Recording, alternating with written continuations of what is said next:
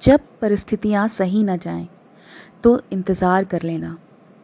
जब मंजिल काफ़ी दूर हो, तो थोड़ा विश्राम कर लेना। पर कभी क्षण भर के लिए हताश न होना, कभी कभी हार न मानना। जब जिंदगी में दुश्वारियाँ हो, तो मुस्कुराना सीख लेना। जब लोगों का भी विश्वास कम हो, तो खुद पर विश्वास बढ़ा लेना। ए राही, खुद के हौसले के पंख लगाए रखना। ए राही, खुद के संकल्प को बनाए रखना। ए राही, मंजिल पर नज़र टिकाए रखना। नमस्कार दोस्तों, मैं अंबुजा आनंद। कहानियों की श्रृंखला में मैं आज की जो कहानी सुनाने जा रही हूँ वह कहानी है कृष्णा शोपति जी द्वारा लिखी मियाँ नसरुद्दीन। वस्तुतः यह शब्द चित्र है जो उनके हम हसमत नामक संग्रह से ली गई है। साहबो, उस दिन अपन मटिया महल की तरफ से ना गुजर जाते तो राजनीति, साहित्य और कला के हजारों हजार मसीहों के धूम धड़के में नान भाइयों के मसीहा मियाँ नसरुद्दीन को कैसे तो पहचानते और कैसे उठाते लुफ्त उनके मसीही अंदाज का। हुआ यह कि हम एक दोपहरी जामा मस्जिद के आड़े पड़े मटिया महल के गड़ैया मोहल्ले की ओर निकल गए। एक निहायत मामूली अंधेरे सी दुकान पर पटापट आटे का ढेर सनते देख ठिठके। सोचा सिवैयों की तैयारी होगी, पर पूछने पर मालूम हुआ खानदानी नानबाई मियाँ नसरुद्दीन की दुकान पर खड़े हैं। मियाँ मशहूर हैं 56 किस्म की रोटियां बनाने के लिए। हमने जो अंदर झांका तो पाया मियाँ चारपाई पर बैठे बीड़ी का मजा ले रहे हैं। मौसमों की मार से पका चेहरा, आंखों में काइयां भोलापन और पेशानी पर मजे हुए कारीगर के तेवर। हमें ग्राहक समझ मियाँ ने नजर उठाई। फरमाइए, झिझक से कहा। आपसे कुछ एक सवाल पूछने थे, आपको वक्त हो तो। मियाँ नसरुद्दीन ने पंचहजारी अंदाज से सर हिलाया। निकाल लेंगे वक्त थोड़ा, पर यह तो कहिए आपको पूछना क्या है। फिर घूर कर देखा और जोड़ा, मियाँ कहीं अखबार नवीस तो नहीं हो? यह तो खोजियों की खुराफात है। हम तो अखबार बनाने वाले और अखबार पढ़ने वाले दोनों को ही निठल्ला समझते हैं। हाँ, कामकाजी आदमी को इससे क्या काम है। खैर, आपने यहाँ तक आने की तकलीफ उठाई ही है तो पूछिए क्या पूछना चाहते हैं। पूछना यह था कि किस्म किस्म की रोटी पकाने का इल्म आपने कहाँ से हासिल किया है। मियाँ नसरुद्दीन ने आंखों के कंचे हम पर फेर दिए, फिर तरेर कर बोले, क्या मतलब? पूछिए साहब, नान भाई इल्म लेने कहीं और जाएगा क्या? नगीना सास के पास, क्या आईना सास के पास, क्या मीना सास के पास, या रफूगर रंगरेज या तेली तंबोली से सीखने जाएगा? क्या फरमा दिया साहब, यह तो हमारी खानदानी पेशा ठहरा। हाँ, इल्म की बात पूछिए तो जो कुछ भी सीखा अपने वालिद उस्ताद से ही। मतलब यह कि हम घर से ना निकले कि कोई पेशा अख्तियार करेंगे। जो बाप दादा का हुनर था वही उनसे पाया और वालिद मरहूम के उठ जाने पर आ बैठे उन्हीं के ठिये पर। आपके वालिद? मियाँ नसरुद्दीन की आंखें लम्हा भर को किसी भट्टी में गुम हो गईं। लगा गहरी सोच में है। फिर सिर हिलाया। क्या आंखों के आगे चेहरा जिंदा हो गया? हाँ, हमारे वालिद साहब मशहूर थे मियाँ बरकत शाही नानबाई गड़ैया वाले के नाम से, और उनके वालिद यानी कि हमारे दादा साहिब थे आला नानबाई मियाँ कल्लन। आपको इन दोनों में से किसी किसी की भी कोई नसीहत याद हो? नसीहत काहे की मियाँ, काम करने से आता है, नसीहतों से नहीं। हाँ, बजा फरमाया है, पर यह तो बताइए, जब आप इस काम पर लगे तो वालिद साहब ने सीख के तौर पर कुछ तो कहा होगा। नसरुद्दीन साहब ने जल्दी जल्दी 2-3 कश खींचे, फिर गला साफ किया और बड़े अंदाज से बोले, अगर आपको कुछ कहलवाना ही है तो बताए दिए देते हैं। आप जानो, जब बच्चा उस्ताद के यहाँ पढ़ने बैठता है तो उस्ताद कहता है कह आलिफ, बच्चा कहता है आलिफ। कह बे, बच्चा कहता है बे। कह जिम, बच्चा कहता है जिम। इस बीच उस्ताद जोर का एक हाथ सिर पर धरता है और शागिर्द चुपचाप परवान करता है। समझे साहब, एक तो पढ़ाई ऐसी और दूसरी। बात बीच में छोड़ सामने से गुजरते मीर साहब को आवाज दे डाली, कहो भाई मीर साहब, सुबह ना आना हुआ, पर क्यों? मीर साहब ने सिर हिलाया, मियाँ अभी लौट के आते हैं तो बतावेंगे। आप दूसरी पढ़ाई की बात कुछ कह रहे थे ना? इस बार मियाँ नसरुद्दीन ने यूं सिर हिलाया कि शुक्रात हो। हाँ, एक दूसरी पढ़ाई भी होती है। सुनिए, अगर बच्चे को भेजा मदरसे में तो बच्चा न कच्ची में बैठा, न बैठा वह पक्की में, न दूसरी में, और जा बैठा तीसरी में। हम यह पूछेंगे कि उन 3 जमातों का क्या हुआ, क्या हुआ उन 3 क्लासों का। अपना ख्याल था कि मियाँ नसरुद्दीन नानबाई अपनी बात का निचोड़ भी निकालेंगे, पर वह हम ही पर दागते रहे।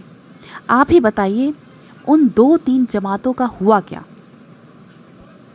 यह बात मेरी समझ के तो बाहर है। इस बार शाही नानबाई मियाँ कल्लन के पोते अपने बच्चे कुचे दांतों से खिलखिला के हंस दिए। मतलब मेरा क्या साफ न था? लो साहिबो, अभी साफ हुआ जाता है। जरा सी देर को मान लीजिए, हम बर्तन धोना ना सीखते, हम भट्टी बनाना ना सीखते, भट्टी को आँच देना ना सीखते, तो क्या हम सीधे सीधे नानबाई का हुनर सीख जाते?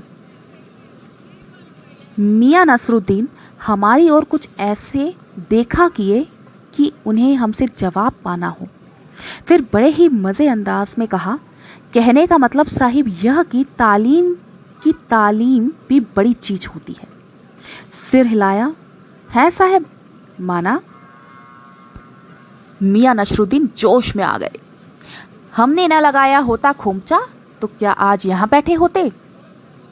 मियाँ को खोमचे वाले दिनों में भटकते देख हमने बात का रुख मोड़ा।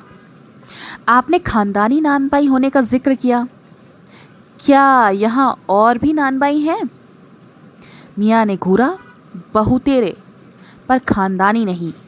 सुनिए, दिमाग के चक्कर काट गई है एक बात।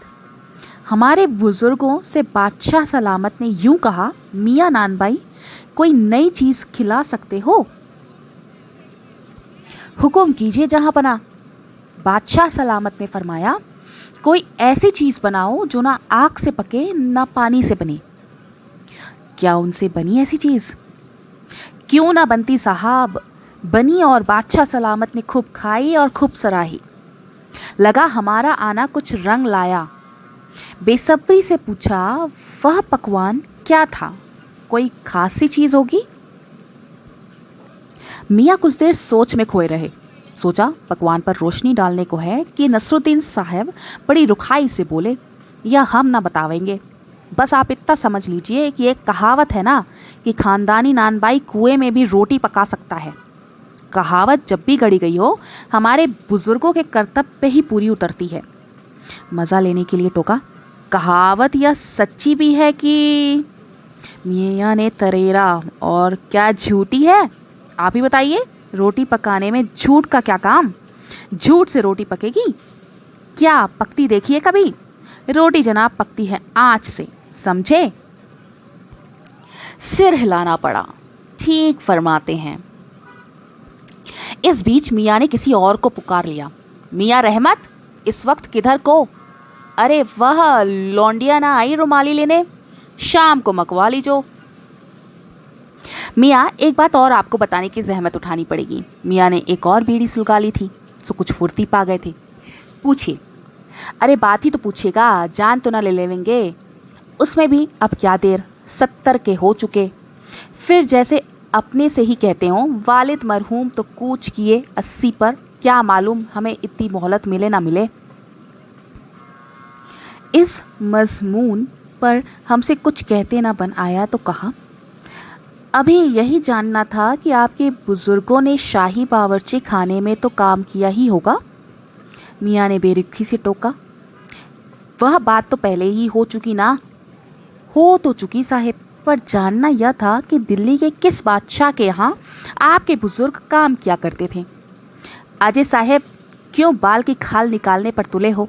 कह दिया ना कि बादशाह के यहाँ काम करते थे, सो क्या काफी नहीं? हम खिसियानी हंसी हंसे। है तो काफी, पर जरा नाम लेते तो उसे वक्त से मिला लेते। वक्त से मिला लेते? खूब, पर किसे मिलाते जनाब आप वक्त से? मियाँ हंसे जैसे हमारी खिल्ली उड़ाते हो। वक्त से वक्त को किसी ने मिलाया है आज तक? खैर पूछिए, किसका नाम जानना चाहते हैं? दिल्ली के बादशाह का ही ना। उनका नाम कौन नहीं जानता, जहांपना बादशाह सलामती ना। कौन से बहादुर शाह जफर की? मियाँ ने खींच कर कहा। फिर अलट पलट के वही बात। लिख लीजिए बस यही नाम, आपको कौन बादशाह के नाम चिट्ठी रुका भेजना है कि डाक खाने वालों के लिए सही नाम पता ही जरूरी है। हमें बिटर बिटर अपनी तरफ देखते पाया तो सिर हिला अपने कारीगर से बोले, अरे ओ बब्बन मियाँ, भट्टी सुलगा दो तो काम से निपटे। यह बब्बन मियाँ कौन है साहब? मियाँ ने रुखाई से जैसे फाकी काट दी हो। अपने कारीगर और कौन होंगे? मन में आया पूछ लें आपके बेटे बेटियां हैं, पर मियाँ नसरुद्दीन के चेहरे पर किसी दबे हुए अंधड़ के आसार देख यह मजमून न छोड़ने का फैसला किया। इतना ही कहा, ये कारीगर लोग आपकी शागिर्दी करते हैं?